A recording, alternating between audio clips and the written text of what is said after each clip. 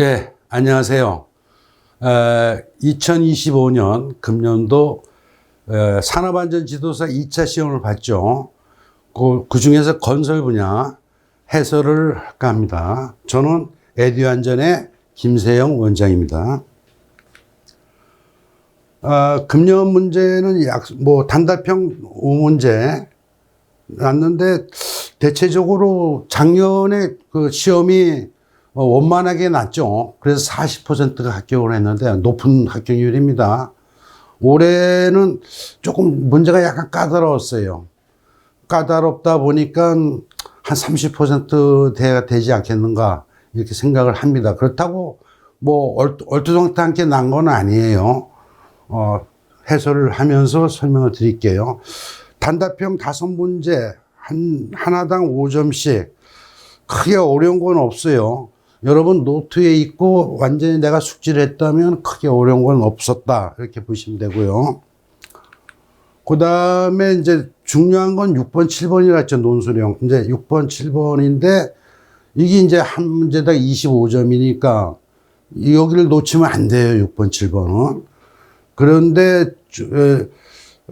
철골공사 그 안전에 대해서 났어요. 지침상에. 그래서 요거는 특별히 내가 노트가 잘 돼 있어야 쓸 수가 있는 거예요. 그 일부는 과거에도 났지만 이 보고 같은 건 추가로 난 거죠. 그 다음에 7번 문제는 유해이온 방지 계획서의 그 첨부 서류. 이거 여러분들이 이제 지도사가 되면은 이걸 작성하시는 분들이 있고, 또 현장에 가면 유해이온 방지 계획서 봅시다. 그래서 보셔야 되는 게 맞아요. 그래서 그 공사의 특이한 유해이온 방지가 잘 돼 있는가, 작성이 잘 돼 있는가. 여기 이제 법에 부록으로 돼 있잖아요. 첨부 서류가. 이거를 노트 정리를 해 놓으셔야 돼요. 특히 산업안전 지도사가 되신다면은 여러분 시험이 합격뿐만 아니라 나중에 지도사가 돼서 현장에 나가서 컨설팅 기술 지도를 할 때도 유연성 평가나 유해이온 방지 계획서는 여러분 달달하고 있어야 돼요. 그래서 준비를 하셔야 돼요. 그냥 합격했다고 해서 그냥 나가서 그냥 되지는 않죠. 현장도 아주 베테랑들이 많아요. 여러분들이 더 전문가가 돼야 컨설팅 할 수 있는 거 아니겠습니까? 그런 의미에서 공부를 창창 하시면은 큰 문제가 없는데, 그래도 보편적으로 봤을 때 6번, 7번이 조금 이건 약간 지엽적이고, 요거는 철공사는 흔히 많이들 안 하잖아요. 그래서 6번, 7번 때문에 좀 합격률이 좀 떨어지지 않을까 이렇게 생각을 합니다. 그리고 이제 8번, 9번은 둘 중에 하나 고르는 건데요. 이건 콘크리트 타설에 대해서 물었어요. 아주 기본적인 거예요. 일반적인 타설 작업할 때 준수사항, 요건 기계를 사용해서 타설할 때 준수사항. 요 비교, 저희 사이트에서는 이제 저한테 질문도 오고 그래서 두 개를 같이 비교를 해서 해놓으라 그랬는데, 했으면 5가지, 4가지 쓰면 되는 거니까 크게 어려움이 없죠. 아니면 부착공사 그 표준안전 작업 지침, 요거는 자주 나는 거예요. 옛날에도 났고, 요 근래, 작년에도 났고요. 그래서 기본적으로 이렇게 해 놓으신 분들은 크게 어려움 없이 쓸 수 있다. 그래서 이번 시험은 6번, 7번이 얼마나 썼느냐가 합격 당락을 결정한다고 봅니다. 자, 문제별로 간단하게 볼게요. 제가 읽을 필요는 없죠. 여러분 다 어디에 있다는 것만 제가 가르쳐 드리면, 그리고 애우는 가볍게 이제 내가 이해를 하고 애워야 돼요. 근데 이해가 안 된 다음에 애우려면 그건 못 애워요. 그래서 그림 그리든가 이게 좀 어떤 방법을 해서 충분히 이해를 해서 애우시는 게 낫다. 그래서 요번에 문제가 길어요. 근데 이 문제 중에서 핵심이 뭐냐? 해체 작업 시 작업 계획서 5가지 써라. 이게 핵심이잖아요. 그러면 이건 기준규칙 별표 사이에 있어요. 그대로 이렇게 6가지 중에 5가지 쓰면 돼요. 자, 해체 공사한다. 그러면 해체 방법 어떤 거 쓸 거냐? 순서는 어떻게 할 거냐? 그 다음에 각종 설비, 가설 설비, 방어 설비, 환기, 살수, 방어 설비 어떻게 할 거냐? 연락은 어떡하냐, 연락 사업장 내에서. 해체물을 어떻게 처분할 거냐, 어떤 기기기구를 사용할 거냐, 화약 쓸 거냐 말 거냐, 이런 거죠. 쓴다면 사용계획 내야 돼요. 이 중에 5가지. 간단하죠. 이런 것들은 간단하게 여러분들이 노트에 있어야 되는 거예요. 그 다음에 2번, 이동식 비계. 이동식 비계에 대해서 나왔어요. 이동식 비계에 조립할 때 사업주 준수사항. 그래서 요건 기준규칙 68조에 있어요. 그래서 여기서 5가지 쓰라 그랬는데, 이거 5가지 쓰면 돼요. 이동식 비계 딱 나오면 여러분 그림 제가, 이렇게 그렸지 않습니까? 예. 제가 온라인 설명하면서, 예. 이게 바퀴가 달린 게, 틀비계에 바퀴가 달린 게 이동식 비계다. 이렇게 하면서 제가 그림을 그렸지 않습니까? 이거 난간이, 여기 작업 발판에 상단이, 그리고 이제 난간이 이렇게 있어요. 안전 난간이. 예. 이렇게 돼 있죠. 그럼 이거 그냥 쓰면 돼요. 예. 이게 굴러다닐 수가 있으니까 작업할 때는, 이동할 때는 이제 해야 되지만 작업할 때는 바퀴에 스토퍼 고정시켜야 된다 이거예요. 고정시켜야 된다. 고정시키고 또 옆에 뭐 이렇게 뛸 때는 같이 연결을 한다든가 경관 시설물에 고정한다든가. 아웃트리거가 여기 있지 않습니까? 아웃트리거가 이렇게, 예, 4개 중에 다 있지 않습니까? 이거 펼쳐야 돼요. 이거 아주 기본입니다. 이거 아웃트리거. 그 다음에 승강용 사다리고 견고하게 설치해야 된다. 사다리 견고하게. 요 안전난간이 있어야 된다. 안전난간. 요 그냥 그림만 탁 떠올리면, 그 다음에 작업발판은 수평이죠. 여기 작업발판. 예. 작업발판. 그리고 요 안전난간 뒷구선 작업하면 안 된다. 이 얘기죠. 그리고 250kg, 어느 부분이든 250kg은 하도록 견고해야 된다. 이 얘기죠. 이거 굉장히 쉬운 거예요. 이거 아주 기본, 이걸 모르면 안 되죠. 그 다음에 이제 3번. 유연성 평가에 대해서 나왔어요. 사업적인 유연성 평가. 길어요. 뭐 어쩌고저쩌고 긴데, 결국은 이거예요. 유연성 감소 대책. 감소 대책 수립할 때 고려할 순서 4가지. 예, 요 4가지. 제일 중요한 게 제가 그렇게 설명했어요. 위험성 감소를 위해서 가장 중요한 건 유해유한 물질을 대체하거나 폐기하고 다른 걸로 하든가, 또 계획 단계에서 위험성을 제거하든가 저감하든가, 요 중에요. 없애든지 제거하든지 대체하든지 제거하든지 저감하든지. 그 다음에 공학적 대책, 환기 연동.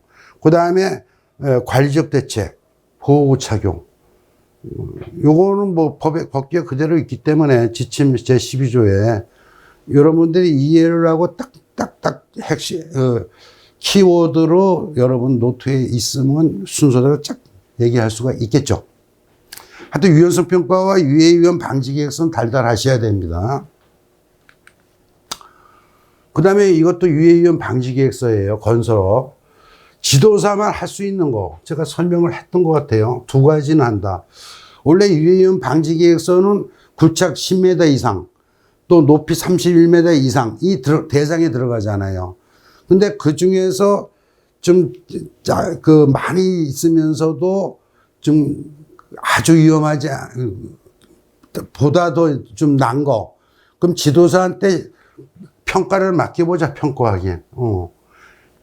평가하기는 어디서 합니까? 공단에서 하죠. 근데 지도사가 평가하기는 할 수 있는 2가지를 법에 정했다. 2012년인가 됐어요, 이게. 법에 정해졌다 이거예요. 그래서, 예, 아파트만 일반 건물은 안 됩니다. 아파트는 31m에서 이게 50m까지. 예. 그러니까 이제 제일 많아요. 또 이런 건물, 아파트가. 이런 거는 지도사가 평가하긴 할 수 있다. 어떤 분들은 제가 그런 얘기까지 했잖아요. 경상도에 어떤 분은 이걸 명함에다 탁 파가지고 완스톱으로 해드립니다. 원래 유해위험 방지계획서 대상공사로 되면은 시간이 걸리잖아요. 심사받고. 또 뭐 고쳐서 와라, 뭐 조건부, 뭐 이렇게 승인 뭐 이런 거 해주니까 귀찮다 이거예요. 그런데 이제 우린 완수도배 됩니다. 대상이 요거다 이거죠.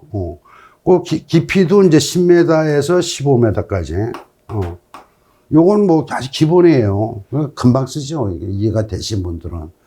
그래서, 이렇게 계획서 만든 사람, 평가하는 사람 따로 있어야 돼요. 이건 서로 그냥 지도자끼리 하면 되죠. 그러니까 이걸 몰라요. 사회에서는. 현장 소장은 잘 모릅니다. 그러니까 영업하러 다니면서, 공단에서 심사받는다라면 싫죠. 할 사람도 많습니다. 그 얘기 하는 거예요. 2012년, 제 기억은 그래. 2012년에 만들어진 법이에요. 그 다음에 문제 5번, 약수령 마지막이죠.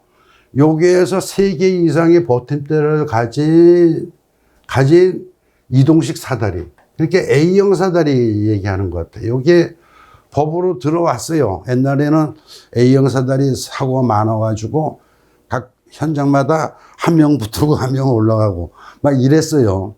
그리고도 쓰지 말라 뭐. 그리고 법에 없었어. 근데 이제 이게 3개 이상 버팀대를 가진 사다리 이동식 사다리 해가지고 이게 법에 들어온 거예요. 그래서 기준규칙 42조 제4항에 추가돼서 들어왔어요. 그래서 제조사가 정한 최대 사용 하중을 초과하지 않는 범위, 그 다음에 바닥에서 3.5m 이하인 데서만 A형 사다리 쓰라 이거예요. 그리고 안전모만 써도 되는데 높이 2m 이상일 때는 안전대도 같이 착용하라. 물론 이것 말고 좀 더 있죠. 그래서 이런 것도 아주 간단한 거예요. 이해만 하시면 돼.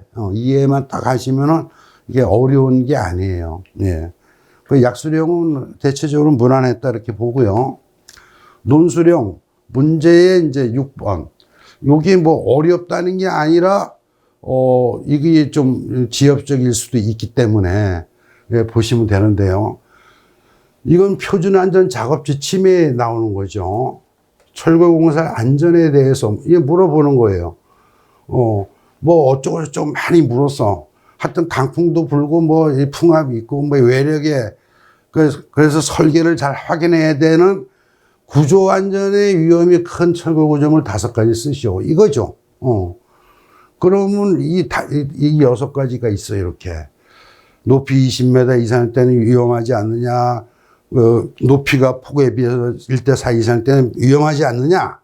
단면 구조가 막 차이가 있어. 위험하다. 철골량이 적어. 평양 메다 50kg 이하. 그다음 타이프레트 이거 위험하다. 현장 용접하는 경우 위험하다. 대부분 철골 작업은 공장 제품이죠. 근데 현장 안 할 수는 없죠. 용접. 그럴 때 위험하다. 그래서 이런 거는 기사 시험에도 자주 나는 거예요. 그걸 달달 하셔야 돼요. 최소. 그 다음에 이제 2번째 문제가 철골 기둥 인양할 때 준수상 보호 조립할 때 철골 보죠. 예, 요게 이제 조금 까다로울 거예요.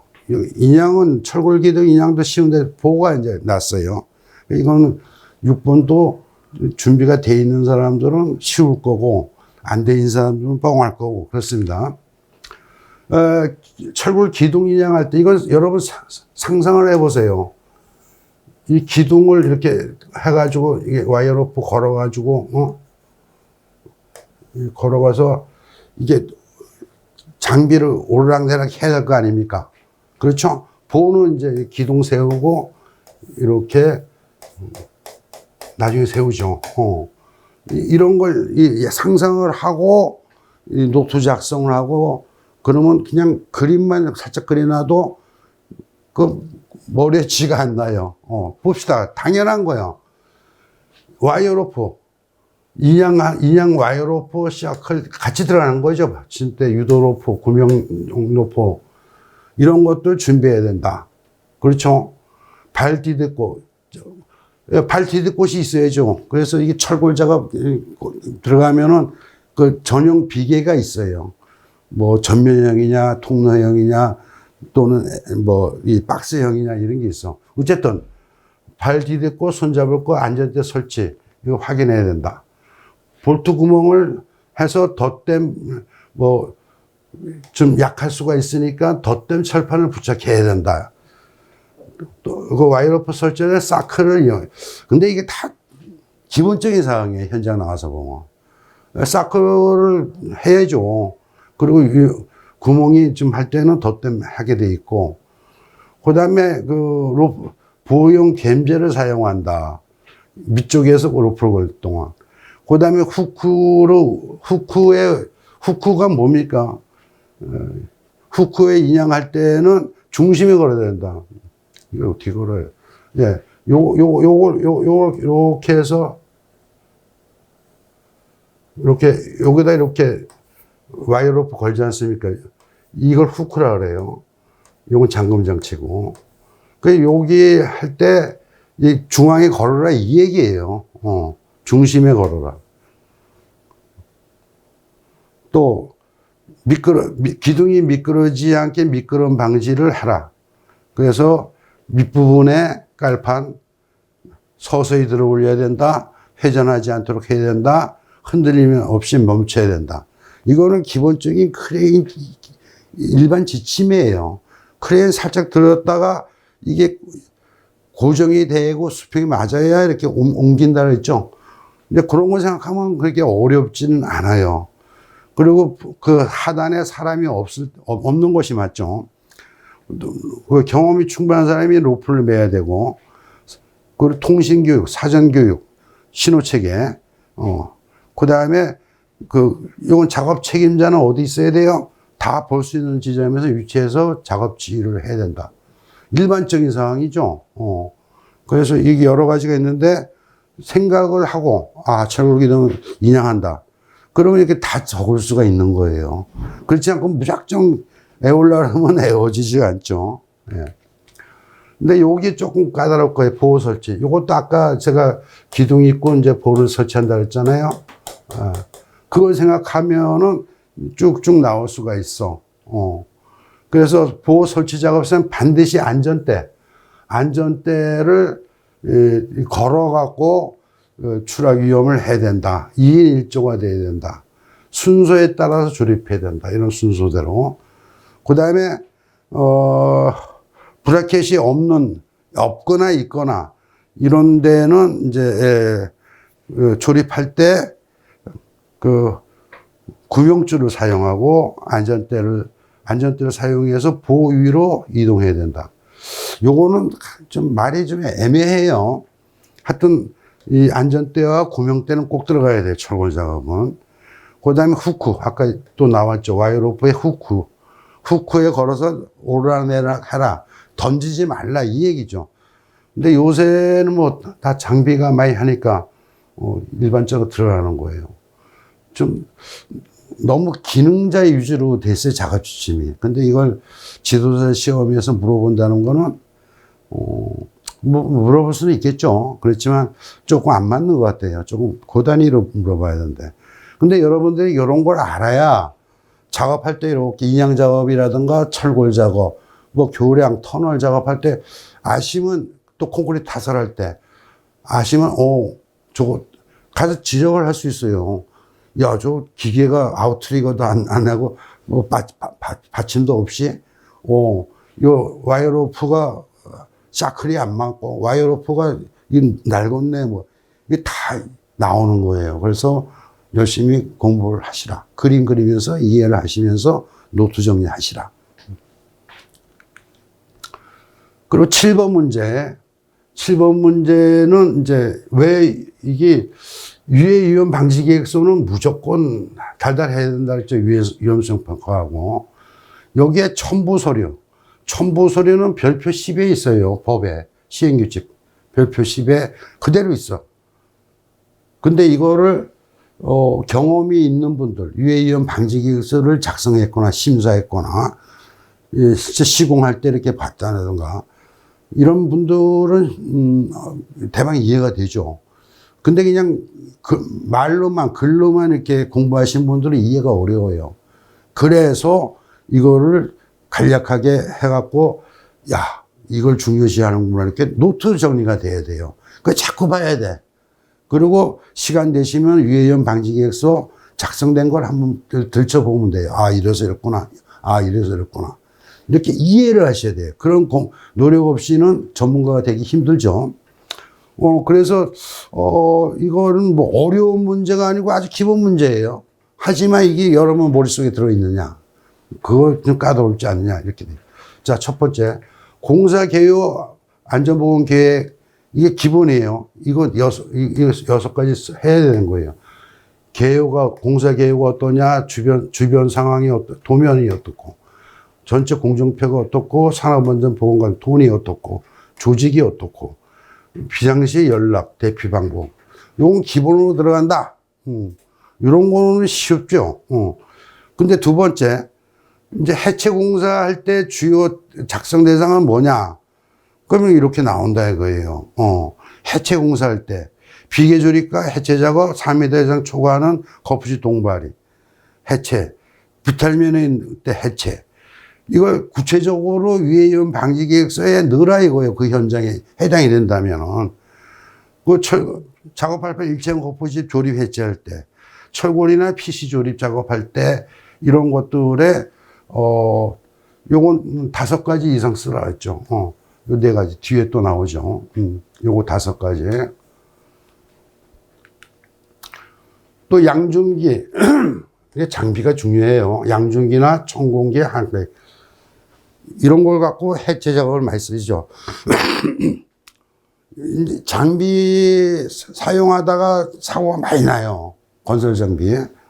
그래서 이런 거 유해이온 방지 계획서니까 거기다가 이렇게 써야 돼요. 이럴 때 어떤 장비를 쓰고 아주 세밀하게 구성이 됩니다. 그림도 그리고. 한번 보시면 알아요. 밀폐 공간, 해체 작업, 단열재 취급, 같은 장소 2 이상의 공정이 동시 진행되는 거. 할 때 유해이온 방지를 이렇게 하라.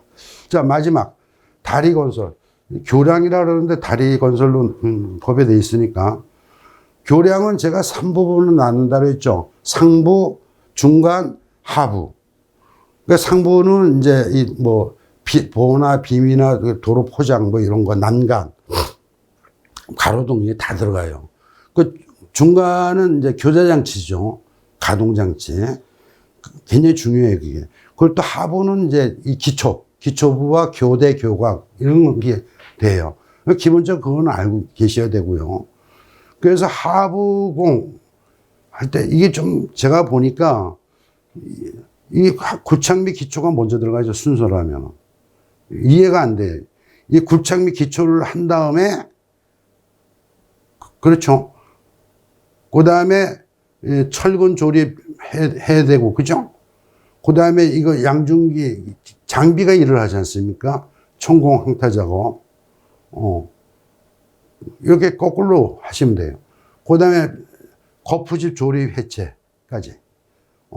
이건 콘크리트로 기초를 하는 거니까 몇 가지 중요한 것만 딱 넣으면 돼요. 근데 상부공. 상부공은 이제 어떤 공법을 쓰냐에 따라서 다 달라요. 가설공법. 이건 제 책에도 있죠. ILM, FCM, FSM, MSS, PSM. 이런 가설 작업을 어떻게 할 거냐에 따라서 유해이온 방지 계획서가 달라진다는 얘기예요.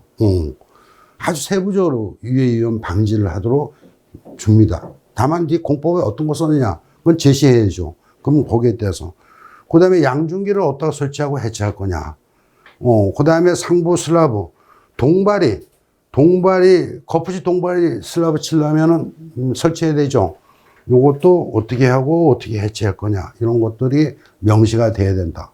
이렇게 유해이온 방지 계획서 세부 내용에 대해서 알아봤습니다. 이 제목만 하더라도 여러분이 이해가 돼야지만 되는 거예요. 아, 이래서 이렇구나. 이런 걸 해야 여러분 교량이나 터널 갔을 때 딱 보는 순간, 아, 저거 틀렸네. 이런 게 나오는 거예요. 안전에 저해가 되네. 위험하네. 예방을 해야지 여러분 그 전문가의 가치가 있는 거 아니겠습니까? 네, 그렇게 보시면 돼요. 그 다음에 8번하고 9번 한 문제 골라서 하는 건데요. 요거는 아까도 얘기했지만 콘크리트 타설 작업 시 준수사항, 타설 장비 사용할 때 준수사항. 그래서 요거를 기본적인 거. 처음에 이제 거푸집 동발이 하고 타설하지 않습니까? 거푸집 동발이가 잘 설치가 되는지 점검하고 필요시는 보수해야 돼요. 그 옛날부터 그랬잖아요. 우리 수영concrete 칠 때 목수들이 그 밑에 거푸집 동발에 들어가서 이 콘크리트 칠 때 막 요동 하중이 실리고 막 그러니까 보완을 합니다. 그 전에 이제 딱 잘 설치됐는가 점검하고 보수하라. 그리고 작업 중에는 감시자, 감시자를 배치해서 이 변이, 치마 이럴 때는 보완을 하는데 확인을 해야 돼요. 그리고 만약 이상이 있다 그러면 작업 중지하고 대피해야 된다. 기본적인 거예요. 그 다음에 붕괴 위험이 있을 때는 충분히 보강 조치를 하고 해야 돼요. 그리고 양생기간을 준수하라. 그러고 해체하라. 또 콘크리트 타설 당시에 편심이 굉장히 중요하다고 했어요. 골고루 분산해서 타설해라. 이게 일반적인 지침이고요. 장비 이용해서 이제 요새는 장비를 많이 쓰지 않습니까? 그래서 장비를 점검하라 하죠. 그렇죠. 그리고 이상시는 즉시 보세요. 당연한 거예요. 그 다음에 이제 펌프카 같은 거는 마지막 선단에 이 호스가 이제 압력을 받아 막 이렇게 할 수도 있어요. 그럴 때 옆에 근로자를 툭 쳐서 꼭대기에서 하는데 옥상에 이런 데서 사람이 툭 떨어져 추락된 사고가 많아요. 그래서 안전난가 설치하라 이런 얘기가 있어요. 선회에서 추락하는 위험을 방지하기 위해서. 그 다음에 붐대를 이렇게 막 빼기도 하죠. 그럴 때는 전선, 항상 고압선 조심해야 되고요. 그 다음에 잘 넘어가요. 뾰족한 장비다 보니까. 펌프카, 크레인, 이동식 크레인. 뭐 이런 것들은 뾰족해. 뭐 천공기, 항타기, 뭐 이런 것들. 이런 것들은 잘 넘어져요. 그래서 이 콘크리트 타설할 때 넘어지는 걸 방지하기 위해서 아웃트리고 치마 방지, 깔굴이죠. 그러니까 이런 걸 기본적인 걸 써도 큰 문제가 없어요. 네 가지. 그래서 크게 어려운 문제는 아니다. 다만 내가 콘크리트 타설과 장비를 사용한 타설을 이해하고 있느냐? 그러면 이걸 애우지 않을 수는 없죠. 딱딱 이렇게 보면, 상식적으로 이해를 하시고 쓰시면 되는 거예요. 그 다음에 이제 마지막 구착공사. 이거는 뭐 쉬운 건 아닌데 자주 시험이 나는 거예요. 그래서 제가 머릿속에 집어넣어라 이렇게 말씀을 자꾸 드리는데 구착공사의 이제 지침, 작업 지침에 있는데 사전조사 기준이 어떠느냐, 조사 내용이. 이 6가지예요. 그냥 그대로 하시면 되고, 그 기절토된 경사면 조사를 하고, 기본적인 토질 구성, 토질 구조, 지하수, 용수, 이런 걸 조사하고, 사운딩, 시추, 물리 탐사, 토질 시험, 이런 거를 사전 조사를 한다. 구착공사 할 때, 하기 전에. 그 다음에, 근데 토석이 붕괴되는 경우가 있어요. 제가 이렇게 그림 그렸잖아요. 설명하면서. 그죠? 그래서 외적 원인에 의해서 이게 붕괴가 될 수가 있어요. 이렇게. 그리고 내적, 강도가 약해서 붕괴되는 경우가 있어. 요거 6가지, 3가지 쓰라 그랬잖아요. 내적 원인. 외적 원인은 이 사면, 벽면의 경사, 이 기울기가 이게 완만하면 안전한데 이게 급박해 이렇게. 그러면은 이게 기울기가 증가되면 붕괴가 되기 쉽다. 그 높이가 이 높으면 이 붕괴가 더 쉬워요. 그죠? 낮은 것보다. 그죠? 그 다음에 진동, 요게 진동, 막 진동을 준다. 그러면 붕괴되기 쉽다. 그 다음에 지표수, 지하수 침투, 이게 물 들어가면 약해지죠. 그 다음에 지진, 그 다음에 구조물 하중, 이게 내려누르면 붕괴가 더 쉽다. 그 다음에 이 자체의 이 토층, 혼합층 두께, 이런 것들이, 이 외적 원인이 된다, 붕괴에. 그러니까 요거는, 토목하신 분들은 기본적인 상식이 되는데요. 현장에서 보면 잘 모르는 것 같아. 특히 건축하시면 잘 모르는 것 같아. 이해를 하셔야 돼요. 그래서 제가 그림 그려서 설명을 했지 않습니까? 넷째 원인은 이제 이 자체 그 경사면의 토질, 암질 구성이 어떻게 되느냐, 그 토질 구성 분포, 그러니까 절토사면과 성토사면이 잘 분계돼요. 일반 자연 사면보다. 이런 거. 강도가 저하된 거. 그럼 물 영향이 커요. 하여튼 뭐 이렇고요. 그 다음에 이제 일반적으로 토사 붕괴가 일어날까 안 일어날까 점검을 해야 돼요. 점검상. 요거는 기본적으로 알고 계셔야 돼요. 이거 잘 모르시더라고요. 토우 현장 나가면 대사면이 있고 막 있잖아요. 그러면 어느 한쪽만 보면 안 돼요. 전체를 다 봐야 돼. 전 지표면 답사를 한다. 그리고 경사면에 변화가 있는지 확인한다. 부석이 있는지, 용수가 있는지. 이게 용수 커요. 부석하고. 그 다음에 이제 결빙, 해빙. 요 봄철에 특히 잘 봐야 돼요. 그 다음에 경사면에 보공 있죠. 잔디 이렇게 보공. 이런 게 변이나 탈락이 있는가. 이게 딱 보여요. 그러면 자세히 봐야 됩니다. 그 점검 시기는 작업 전중 후, 비온 후, 또 인접해서 발파한 경우는 꼭 해야 된다. 그게 기본사항입니다. 요거는, 그래서 둘 중에 여러분이 점수를 잘 맞을 거, 이런 거를 선택하는 게 좋겠습니다.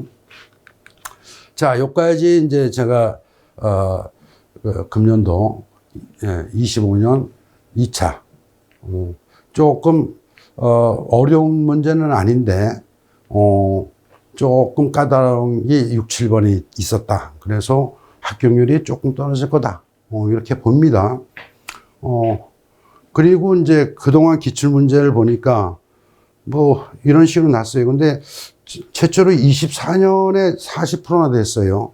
그리고 이때부터 특이한 게 다 복귀 내에서 났어. 복귀 내에서.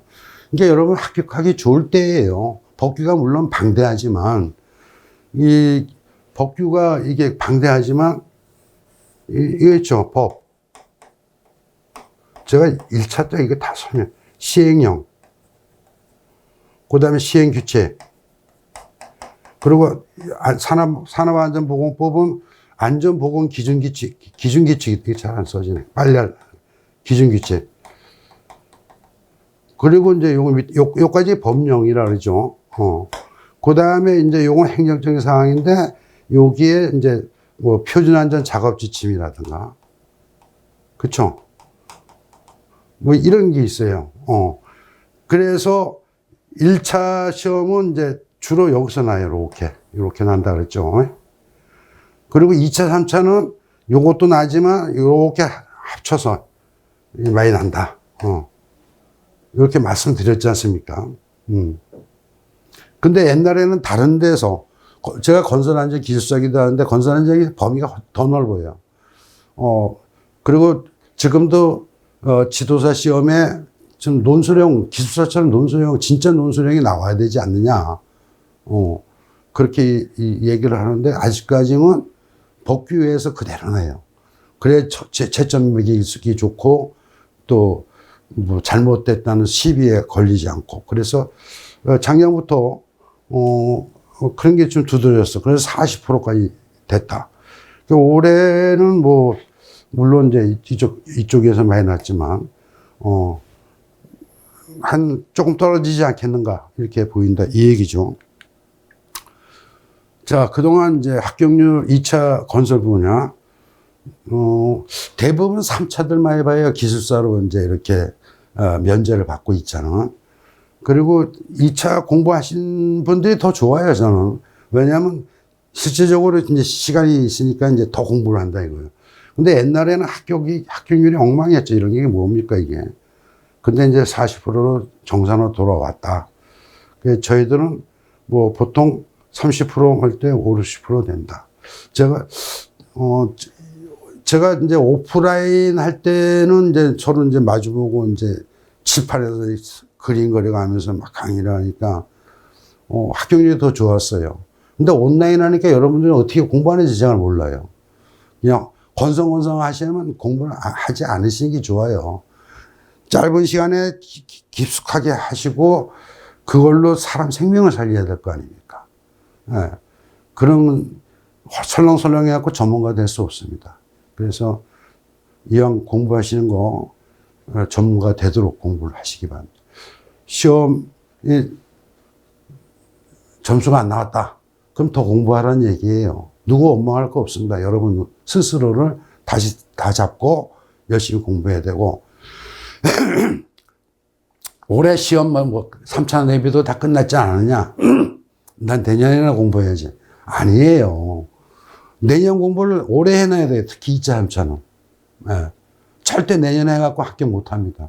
그만큼 범위도 많고 양도 많고. 그렇다 해놓으면 어디 가는 게 아니에요. 여러분 지식이 되고 여러분이 전문가로서의 역할을 할 수 있도록 만들어주는 거예요. 그리고 우리 에듀안전은 안전 사랑회가 있죠.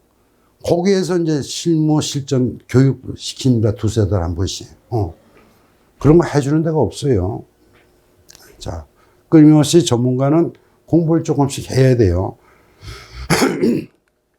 자, 3차는 이제 뭐 3, 40%씩 됐고, 작년에는 이제 27% 됐는데, 올해, 뭐 작년하고 비슷하게 나겠지만, 좀 까다롭게 내지 않을까 싶기도 해요. 뭐 한 30% 선까지. 그래서 저희 이렇게 됐다. 저희들은 뭐 배 이상. 옛날에 오프라인 할 때는 뭐 80%까지도 합격시켜봤어요. 80, 90까지도. 뭐 간단하게 저희는 1차, 2차, 3차. 1차는 뭐 다 공통이니까 있는 거고, 2, 3차 건설을만 해요. 그래서 이건 6개월 줍니다. 온라인 3개월, 3개월. 이 3개월만 집중적으로 하면 된다. 괜히 길게 하고 돈 많이 낼 필요 없다. 그래서 원래 120씩 받는 걸 다 60을 다운 시켜놨죠.